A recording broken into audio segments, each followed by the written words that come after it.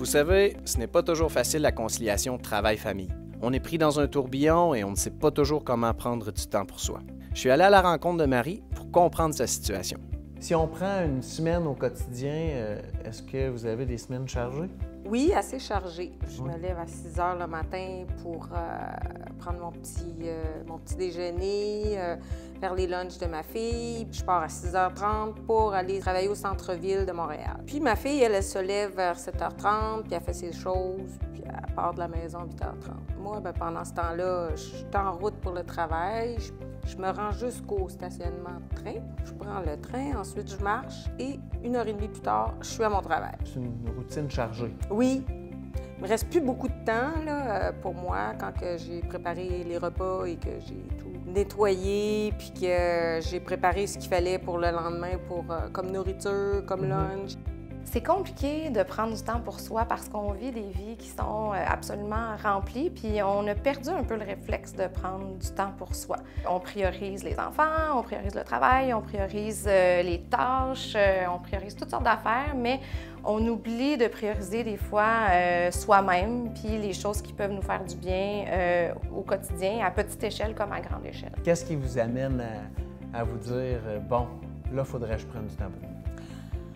Surtout parce que c'est toujours la course contre la montre, puis ça devient épuisant. Fait que je me rends compte que j'ai moins de patience, je suis moins tolérante. Si j'avais un peu de temps pour moi dans tout ça, bien peut-être que je réussirais à me libérer plus l'esprit pour faire autre chose que la routine et les responsabilités de tout parent.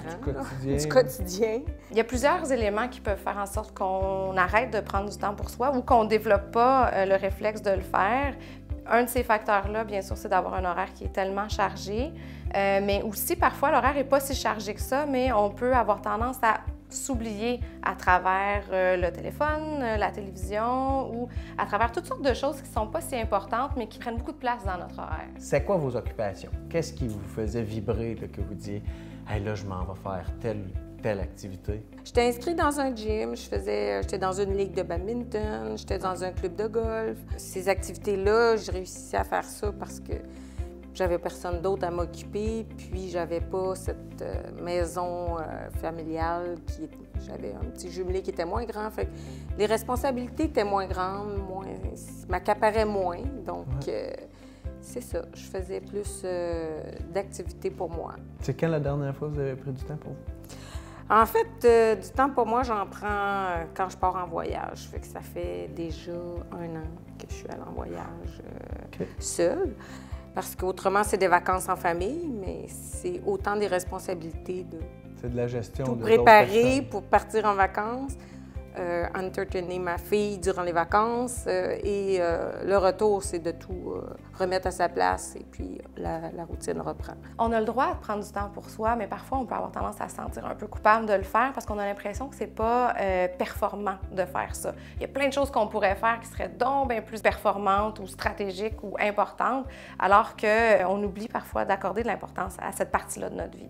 Si on se disait, là, aujourd'hui, vous prenez du temps pour vous, quelles seraient les activités que vous seriez tenté de faire?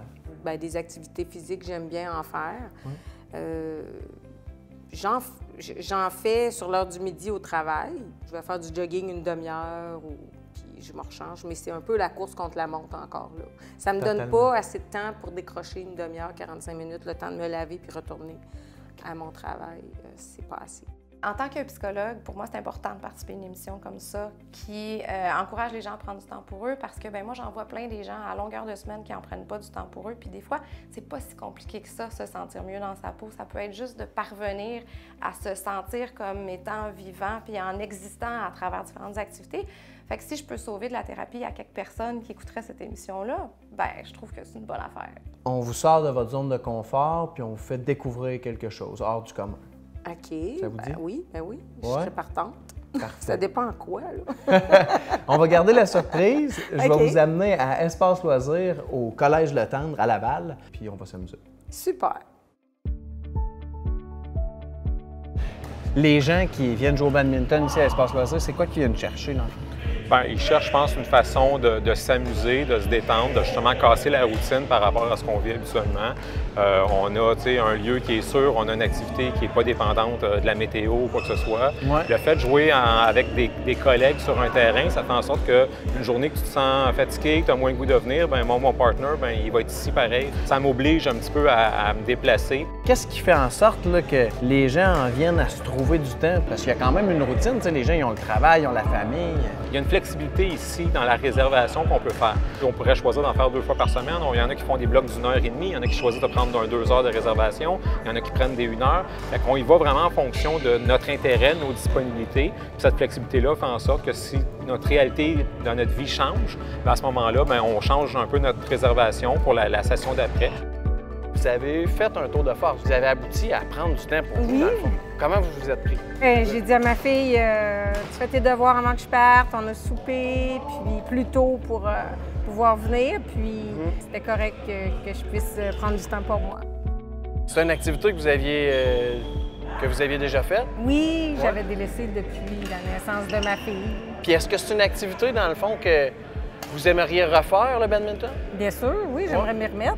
Ça fait du bien parce que pendant que tu joues, tu penses pas à autre chose. Tu as chaud, tu bouges. Fait que c'est le moment présent. Une sensation de bien-être. C'est quelque chose, dans le fond, que vous pensez être capable de reprendre, ouais? Oui, je pense que je vais le mettre à l'horaire, puis on va commencer. Yes! Prendre du temps pour soi, ça commence maintenant.